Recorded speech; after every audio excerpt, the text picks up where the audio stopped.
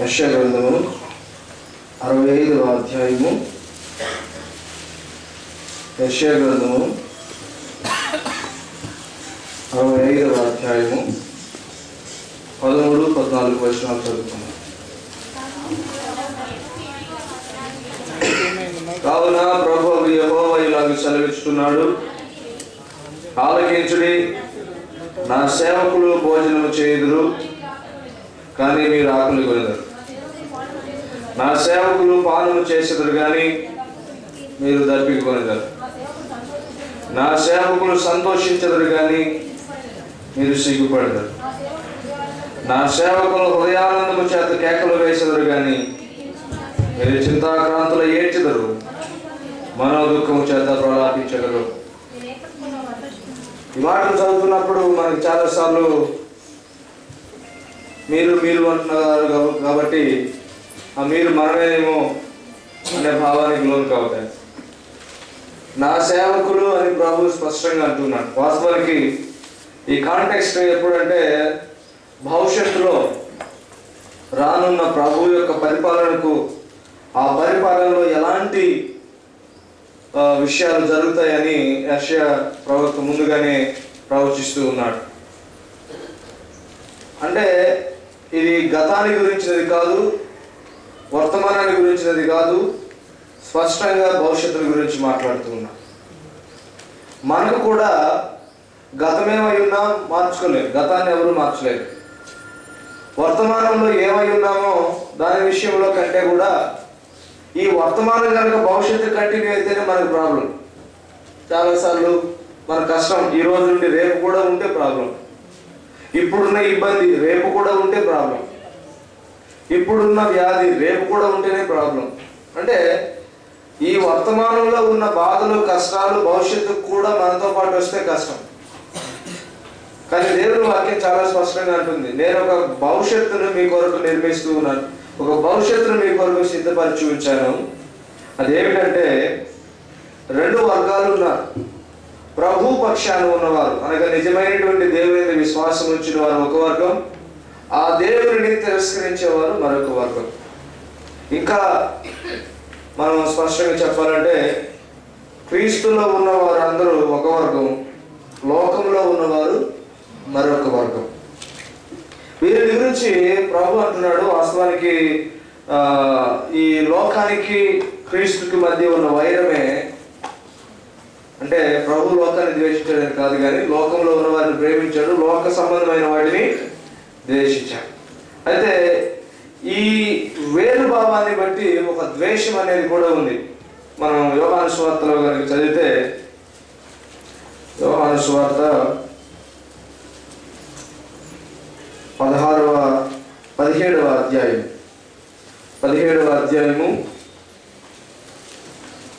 14వ వచనం నుంచి, వారికి వాక్యం ఇచ్చి ఉన్నాను, నేను లోక సంబంధిని కానట్టు వారును లోక సంబంధులు కారు కనుక లోకము వారిని ద్వేషించును. నీవు లోకముల నుండి వారిని తీసుకుని పొమ్మని నేను ప్రార్థించడం లేదు కానీ దుష్టుని నుండి వారిని కాపాడమని ప్రార్థించుతున్నాను. నేను లోక సంబంధిని కానట్టు వారును లోక సంబంధులు కారు. ఎవరు వీరు? వారు ఆయన సేవకులు. ఇంకా చెప్పాలంటే ఆయన బిడ్డలు,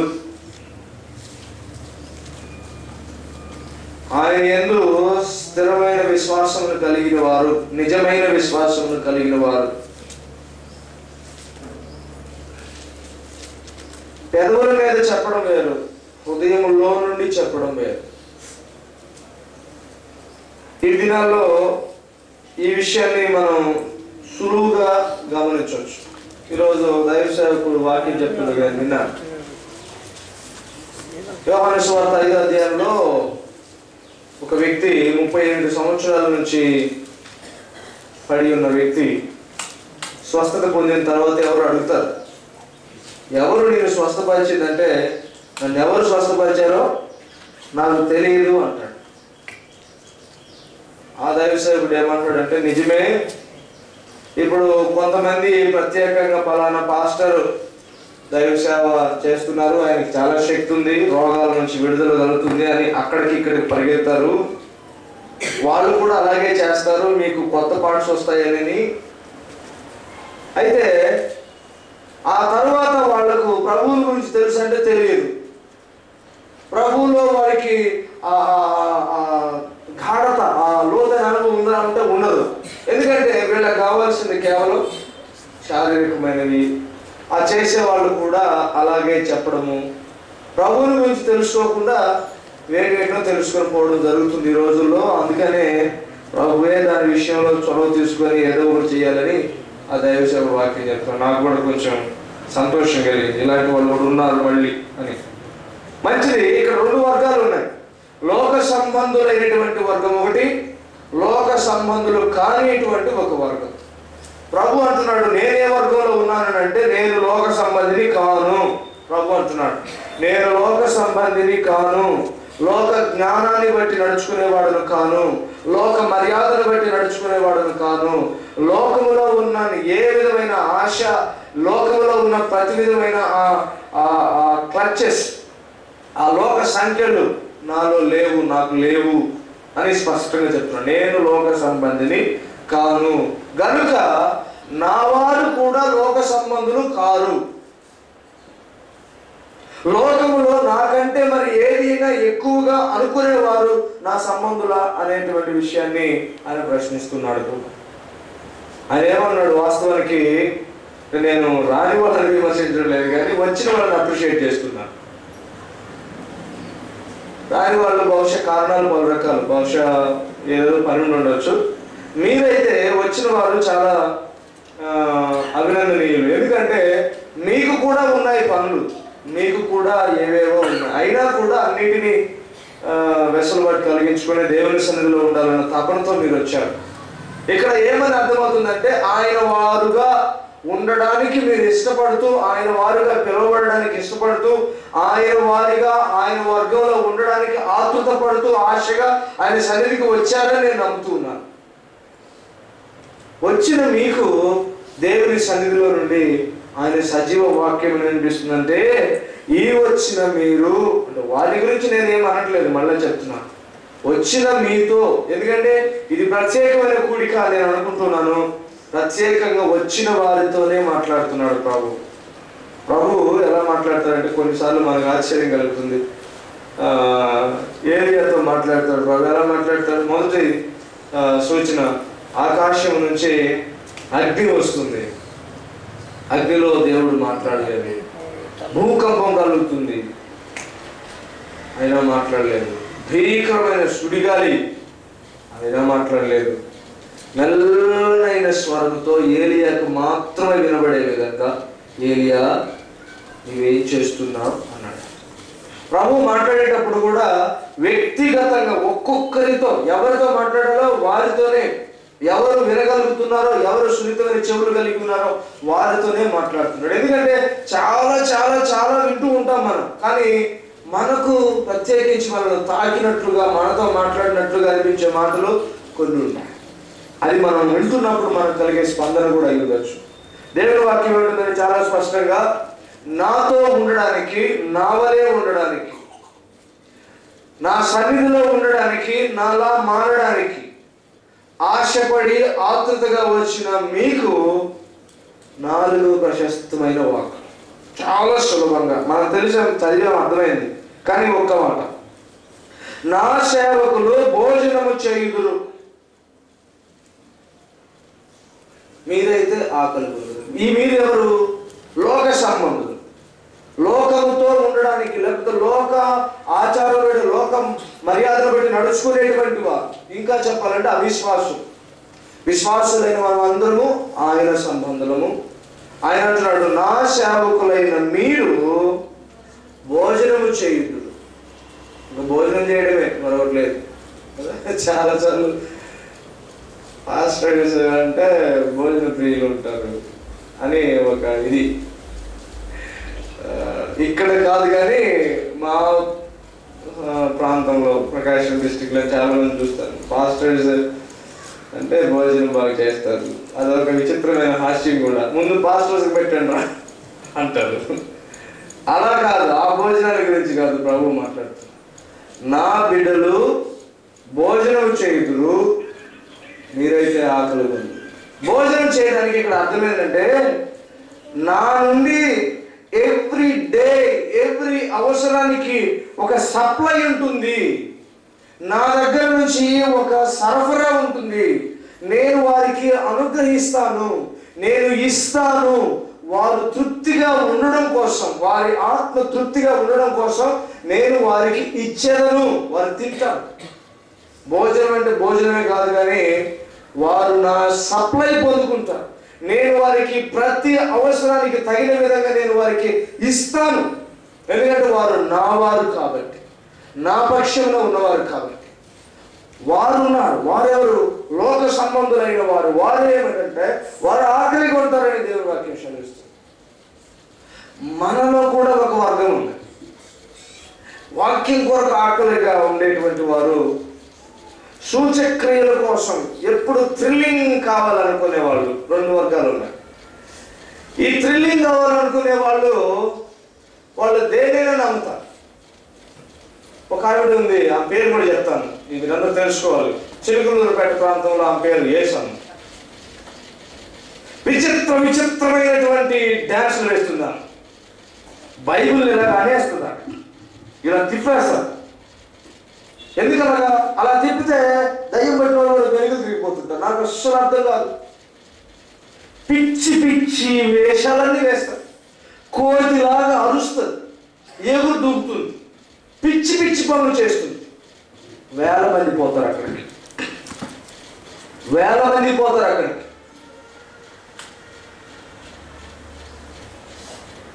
ఏది పడితే అది చెప్పేవాళ్ళ దగ్గరికి, ఏది పడితే చేసేవాళ్ళ దగ్గరికి ఎవరైనా వెళ్తారు. వేల కొలది పోతారు. అది కాదు అంటే ఎవరు రారు. ఆమె మనిషి మీద ఇలాగ చేతులు పెడుతుంది,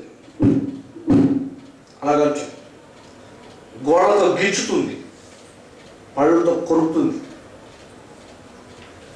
ఒక ఉన్మాదిలాగా బిహేవ్ చేస్తుంది. అప్పుడు ఆమె ఏమంటుందో తెలుసా? ఇదిగో చూడండి, నా కళ్ళు కనిపిస్తున్నాయి, వీళ్ళలో ఉన్నటువంటి రోగం అంతా ఎలా పోతుందో చూడండి. మనం కనుక ఏది కనపడలేదన్నా అనుకోండి, మీకు కనపడుతుంది, నాకు కనపడుతుంది. రక్తము రకరకాలుగా బయటకు వచ్చేస్తా ఉంది చూడండి. మనం చెప్పడం ఎందుకు, మనకు కనపడలేదంటే మళ్ళీ ఆమె నాకు కనిపిస్తుంది. విచిత్రమైనటువంటి వాళ్ళు ఉన్నారు. నాకైతే చాలా బాధ కలిగింది. ఏంటి ఈ పరిస్థితి? ఆమె ఇలా చూస్తుంది, తాకు అంటే యేసయ్య అక్కడ ఉంటాడు, కనబడుతుంటాడు, ఆయన ఇలా పట్టుకుని ఉంటాడు. ఏం చెప్తుంది? ఇప్పుడు తాకు అంటే ఆయన వెంటనే వచ్చి తాగుతాడు. కాదు కొద్దిసేపు అంటున్నారు. ఇలాంటి వాళ్ళ దగ్గరకు వస్తారు. నా వారు వాక్య సంబంధితమైనటువంటి నడవడిక కలిగిన వారు, నిజమైనటువంటి సత్యవాక్యములకు ఆకలి దప్పులు కొనేవారు తృప్తిగా భోజనం చేయదురు. వాళ్ళకి నేను ఏర్పాటు చేస్తాను. వాళ్ళు ఎక్కడికి పోరు. ఒక్కరైనా ఇద్దరైనా అంటి పెట్టుకుని ఉంటారు. మీరు చూడండి, కావాలంటే సత్యం ప్రక్కన సత్యంతో ఉండేవాళ్ళు మైనారిటీ. ఎక్కడైనా గమనించండి. వేరే వేరే భావాలతో ఉండేవాళ్ళు వెళ్తారు, కోకొల్లలు వెళ్తారు. ఆ దినాల్లో కూడా యేసయ్య స్వయం ఆయన వాక్యం చెప్పినా కూడా ఎంతమంది వచ్చారు తెలుసా? ఆయనతోటి కొద్దిమంది వచ్చారు. ఏమిటి? ఆయన చెప్పలేకపోయారా? ఆయన చేయని కార్యాలా? ఇవ్వండి, కొద్దిమంది వచ్చారు. ఆయన అన్నాడు, ఆ కొద్ది మంది ఫలిస్తే ఈ రాని వాళ్ళకంటే, ఈ ఫలించిన వాళ్ళకంటే 30 రెట్లు 60 రెట్లు 100 రెట్లు ఎక్కువగా ఫలిస్తారు. హల్లెలూయా. క్వాలిటీ కావాలి నాకు అన్నాడు ఆయన. క్వాంటిటీ కాదు, క్వాంటిటీ. క్వాలిటీతో కలిగిన క్వాంటిటీ ఉంటే మంచిది ఎంతైనా. తాలు గింజలు ఎన్ని పుట్లు పడినా వ్యర్థమే. ఒక్క పుట్టైనా అంటే 13 కట్టలు అంటారు కదా. మంచి గింజలు కలిగినవి అయితే మనం తినడానికి యోగ్యంగా. దేవుని వాక్యం స్పష్టంగా అంటుంది, నా సేవకులు, నా బిడ్డలు నా వాక్యమును బట్టి నడుచుకోవాలని సత్యం కోసం వేగిరం కలిగి ఉండేటువంటి వారికి నేను సప్లై చేస్తాను. వారికి హృదయం నిండుగా, ఆత్మ నిండుగా వారికి ఆత్మీయ భోజనం పెడతాను. వారు భుజించరు, నేను సప్లై చేస్తాను. అలాంటి వాళ్ళకు వెనుక. అందుకే యెషయా అంటాడు 15:16 నీ మాటలు నాకు దొరకగా నేను వాటిని భుజించుతుని. అంత మాత్రమే కాదు, నీ పేరు పెట్టబడినందుకు నా హృదయములో ఆనందము, సంతోషము కలుగుతున్నది. నీ పేరు పెట్టబడడం ఎలాంటప్పుడు ఈ ఇర్మియా దేవుని అనుసరిస్తున్నాడు తెలుసా? నన్ను కొడుతున్నారు ఒక ప్రక్క, అయినా పర్లేదు, నీ పేరు పెట్టబడ్డాను. నా బాధలు తీరలేదు, పర్వాలేదు, నీ మాటలు దొరికాయి, తృప్తిగా భోజనం చేశాను. ఇది విశ్వాసీ జీవితం. నిజమైనటువంటి సేవకులు, లోక సంబంధం కానివారు, లోకపోకడు అనుసరించిన వారు, ప్రభుతో ఉన్నవారు నా సేవకులు అంటున్నాడు ఆయన. నా సేవకులు భోజనం చేయదు, మిగిలిన వాళ్ళైతే ఆకలిగా ఉంటారు. దేవుని వాక్యం అంటుంది, నా సేవకులు పానం చేసేవారు కానీ మీరైతే ఆకలిగా ఉంటారు. ఏం పానం చేస్తారు? ఏం పానం చేస్తారు?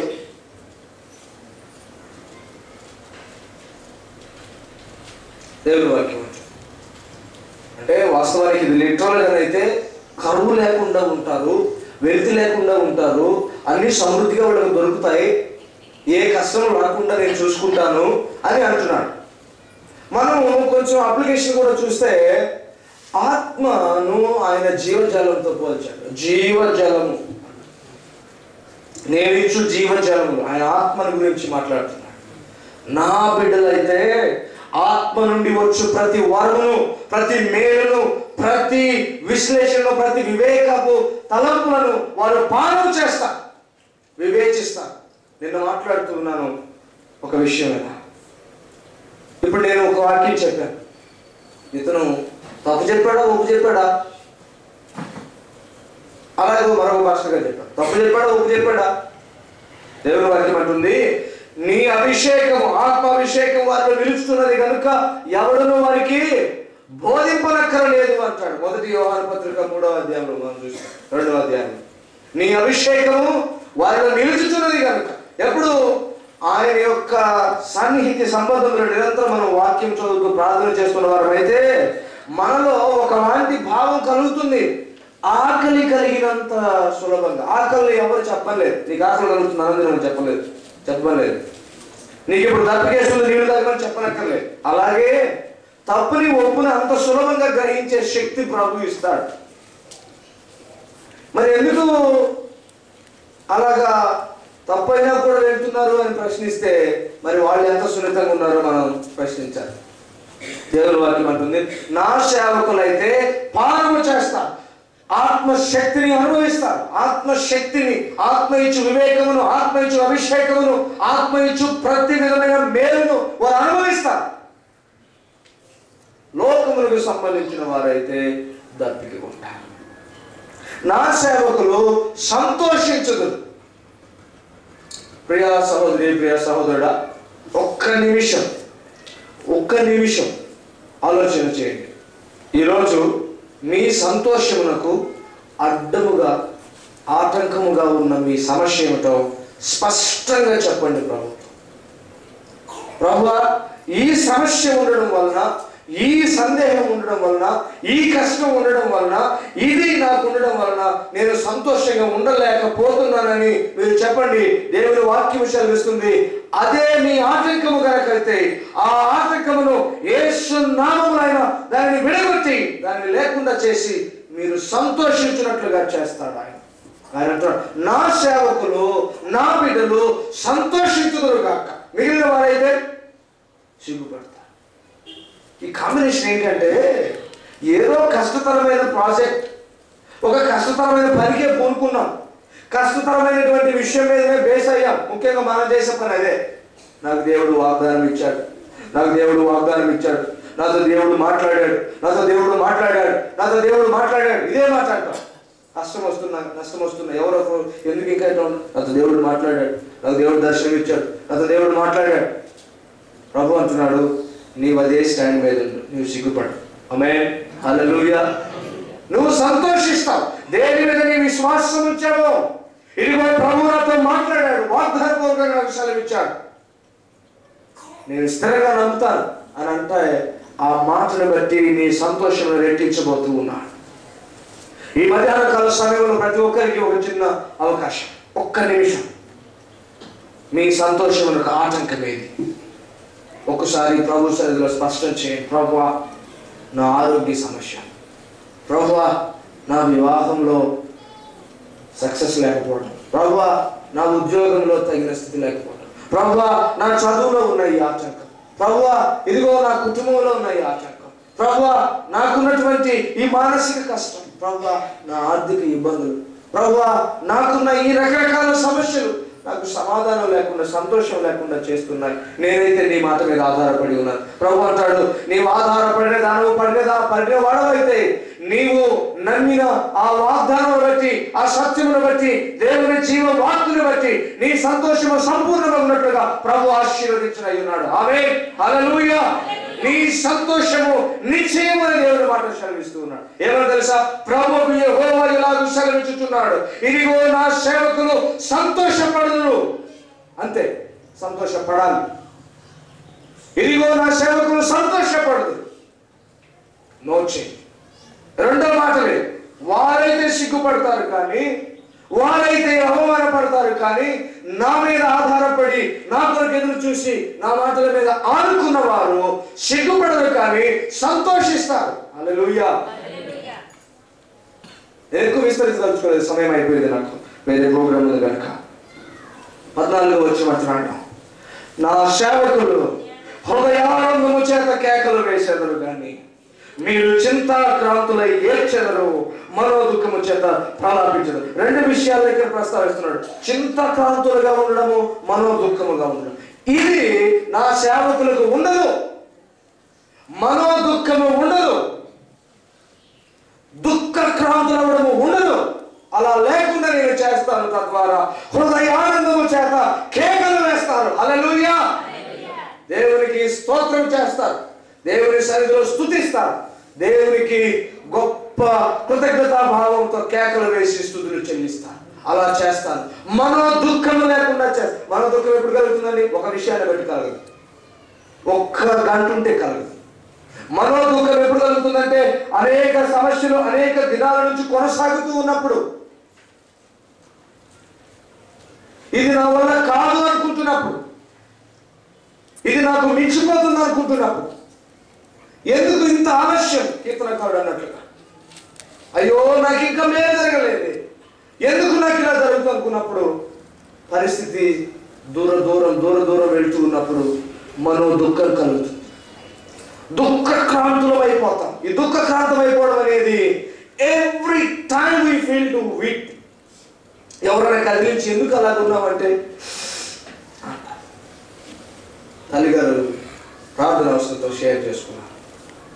ఎస్తేరు తల్లిగారు ఆమె ప్రార్థన రిక్వెస్ట్ ఇస్తున్నప్పుడే ఏడుపు వచ్చేసి, అంటే ఆమె దుఃఖక్రాంతురాలు అయిపోయింది తన కుమారుని విషయంలో, వారి కుటుంబ విషయంలో.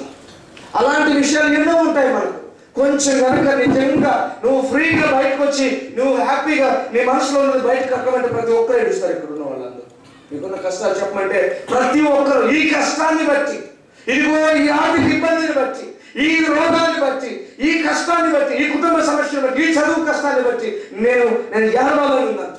ప్రతి ఒక్కరు దుఃఖక్రాంతులై కొంచెం అట్లా కనిపిస్తే చాలు. ఎవరు పలకరించలేదు కానీ ధైర్యంగా ఉన్నారు. కొంచెం ఎవరన్నా పదవి పట్టుకొని నీకేమైంది, నీకేదైనా కష్టమా, నీకేదైనా బాధ కనుకంటే ఇక ఏడుస్తారు. గంటల తరబడి ఆ ఏడు బయటకు వచ్చారు. అలాంటి కష్టంలో ఉన్నవారు ఉంటారు. ప్రభు అంటున్నాడు, ఒకవేళ నీ మనో దుఃఖమే, నీ దుఃఖక్రాంత జీవితమే కొనసాగుతున్నట్లుగా ఎన్నో దినాల నుంచి వస్తున్న పైకి నువ్వు దర్పంగా, టీవీగా, హోందాగా, విశ్వాసంగా ఉండడానికి ప్రయత్నం చేస్తున్నావేమో, నిజమైనటువంటి హృదయానందము చేత నీవు కేకలు వేసే దినము వచ్చింది. ప్రభు అంటాడు, నీ హృదయము ఆనందము చేత కేకలు వేసేటట్లు నేను చేస్తాను. హల్లెలూయా, హల్లెలూయా. కొంతమంది నిద్రపోతున్నా, నిద్రపోయా. ఈ మాటలు ప్రభు మన కొరకే సిద్ధపరిచాడు. మీ హృదయానందము చేత కేకలు వేసేటట్లు చేస్తాను. చదువు మనమందరం ఈరోజు ప్రశస్తమైనటువంటి దేవుని వాగ్దానములు మనము భుజించదము, మనము పానము చేసేదము, మనము సంతోషించదము, హృదయానందము చేత కేకలు వేసి ప్రభుని స్తుతించదు. ఒక్క నిమిషం మనమందరం ఒకరిని ప్రార్థన చేద్దాం. ఒక్క నిమిషం మనమందరం ప్రార్థన చేద్దాం. ఏ విషయంలో నీ సంతోషం నాకు ఆతంకం కలుగుతుందో, ఏ విషయంలో నీ హృదయంలో వెలితి ఉందో, ఏ విషయంలో నీ మనస్సు దుఃఖముతో నిండి ఉందో, ఏ విషయంలో నీవు దుఃఖక్రాంతురాలవై ఉన్నావో నీ దేవుడు నీ గురించి మాట్లాడుతున్నాడు. నేను నీకు సప్లై చేస్తాను, నీవు భుజిస్తా. నా ఆత్మ ప్రతి దీవెన, ప్రతి మేలు, ప్రతి అభిషేక తలంతు నీవు పానము చేస్తావు. నీ సంతోషమునకు ఆటంకమైన ప్రతి ఆటంకము అది విరిగొట్టబడుతుంది, నుంచి తీసివేయబడుతుంది. నీవు సిగ్గుపడవు ప్రియ సహోదరి, ప్రియ తల్లి గారు. దేవుని వాక్యము చాలా సూటిగా నిన్నే తాకుతున్నది. మధ్యాహ్న కాల సమయంలో నీవు సిగ్గుపడవు. ఇది సంతోషించే సమయం, నీవు సంతోషించవలసిన సమయం. నీ హృదయము ఆనందము చేత, హర్షాతిరేకము చేత, సంతోషము చేత, నీవు పట్టజాలని ఆనందము చేత నీవు కేకలు వేసే సమయాన్ని నీకు ఇవ్వబోతున్నాను. ఎందుకంటే నీవు లోక సంబంధివి కాదు. ఎందుకంటే నీవు ఇతరత్ర ఆ ఆకర్షణ వైపు లొంగిపోలేదు. నీవు నా సన్నిధిలో నాతో ఉండాలని, నావలే ఉండాలని వచ్చావు. నీవు నా దానవు, నీవు నా వాడవు కనుక నీవు భోజనము చేయదు. నీకు ఏది కొనువ కాకుండా I'm going to supply with everything that you need. నీకు కావలసిన సమస్తము చేత నేను నీకు సరఫరా చేయబోతున్నాను. నీవు పానము చేసేదవు. నీవు దప్పికొనే స్థితిలో ఇక మీదట ఉండకుండగా నీ దాహము తీరుస్తాను. దేని విషయంలో నీవు దాహము కలిగి ఉన్నావు, దేని విషయంలో నీవు ఇంకను నీ దప్పిక తీరని అసంతృప్తిలో నీవు ఉన్నావు, నీవు తృప్తి పడనట్లుగా నీవు నా బిడ్డవు కనుక అలాంటి తృప్తి కలిగిన భవిష్యత్తు నేను ఇవ్వబోతున్నా, సంతోషము ఇవ్వబోతున్నా. హృదయానందము చేత కేకలు వేసేటువంటి ఆశ్చర్య కార్యములు నీ పక్షమున చేయబోతున్నా. నీ సంతోషములకు ఆటంకం ఏమిటి? దయచేసి ఒక్క నిమిషం ప్రభువుకి చెప్పు. నా సంతోషములకు ఆటంకము ఇది ప్రభు, అదొక్క మాట చెప్పు. నీ ఆటంకమును బయల్పెరాజీమై నీ ఆటంకముల నుండి దూసుకొని పోవు నీ ప్రభు. నీ ఆటంకం నీ నుంచి తీసివేయబోతున్నాడు. ఆమేన్, హల్లెలూయా, హల్లెలూయా. నీ మనవి, నీ హృదయ దుఃఖము, నీ మనో దుఃఖము, నీ దుఃఖాక్రాంత అనుభవము యేసు నామములో నీ నుంచి దూరమైపోవును గాక. నీ హృదయము ఆనందము చేత కేకలు వేయును గాక. హల్లెలూయా. ప్రభు నీతో మాట్లాడుతూ ఉన్నాడు. నీవు ఏ పక్షాన ఉన్నావో ఒకసారి పరీక్ష చేసుకో. లోక సంబంధిని నేను కాను ప్రభువా, నిజంగా నీ పక్షాన ఉన్నానని నీవు చెప్పగలిగితే నీవు భోజనము చేసేదవు, తృప్తి నొందెదవు. నీవు పానము చేసేదవు, తృప్తి నొందెదవు. నీవు సంతోషించదవు, సిగ్గుపడవు. నీ హృదయము సంతోషము చేత, హృదయానందము చేత నీవు కేకలు వేస్తావు. మనో దుఃఖము నీకు దూరమగును గాక, దుఃఖ క్రాంత అనుభవం నీకు దూరమగును గాక. దేవుని ఆత్మావేశము, ఆత్మాభిషేకము నీపై ఉండగా ఈ వాగ్దానముల నెరవేర్పు అతి త్వరలో, సమీప భవిష్యత్తులో అక్షరార్థము నీవు అనుభవించి నీ హృదయానందము చేత కేవలం వేయుదువుగాక. ప్రభువా నీకు వందనాలు, స్తోత్రాలు. మీ మాటలను నెరవేర్చండి. నెరవేర్చడానికి మీరు మాట్లాడారు. నిశ్చయత మాలో కలిగించండి. ఆధారపడే స్వభావం దయచేయండి. ఒక స్పష్టత, నీ వైపు ఉన్నామన్న స్పష్టత మాకు కలిగించండి. నీ సంబంధులు అయితే నీవన్నీ మావి, అలాగున దయచేయండి. యేసు నామములో ఈ మాటల నెరవేర్పు మా వ్యక్తిగత జీవితాలకు గొప్ప బలం ఇచ్చినట్లుగా మా పట్ల నెరవేర్చు ప్రాధేయపడి అడుగుతాం, అడిగి వేడుకొంచున్నాము తండ్రి. అందరూ గట్టిగా చెప్పండి ఆమేన్. దేవుడి మిమ్మల్ని సమృద్ధిగా దీవించి ఆశీర్వదించును గాక.